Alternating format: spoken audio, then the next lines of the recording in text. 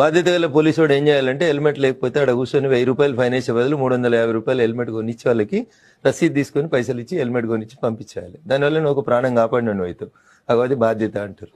హక్కులతో పాటు బాధ్యతలను గుర్తు తెచ్చుకోవాలి. నాకు జీతం వస్తలు ఎవడైతేంది, పోలీసు వాడైతేంది, వకీలు అయితేంది, జడ్జి అయితేంది, రిపోర్టర్ అయితేంది, ఎవడైతేంది, నువ్వు ముందు ఈ దేశ పౌరునివి. నీకు బాధ్యతలు అనే మాట నీ నోట్లకెళ్ళి వస్తే హక్కులు బాధ్యతలు రెండు సైమల్టేనియస్ గా ఒక బొమ్మకు నాణ్యానికి బొమ్మ బొరిసెట్లుంటే అట్లుంటే అనేది గుర్తించాలి.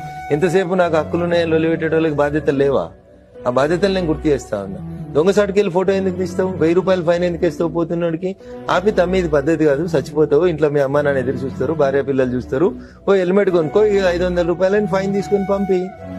లైసెన్స్ లేదు ఆపు, ఆర్టీఓకి ఫోన్ చేయి, బండిని ఆర్టీఓ ఆఫీస్ పంపి, హోమ్ గార్డ్ వెనకాల కూర్చోబెట్టి పంపించేసి లైసెన్స్ ఇప్పి. There ends the duty. ఆ లైసెన్స్ లేనోడు తీసుకుపోయి ఇంకెవరినో గుద్ది చంపి వాళ్ళు చచ్చిపోయి కోర్టుకు పోయి ఆ కుటుంబం రోడ్డున పడే బదులు వారికి లైసెన్స్ ఉన్న తర్వాత యాక్సిడెంట్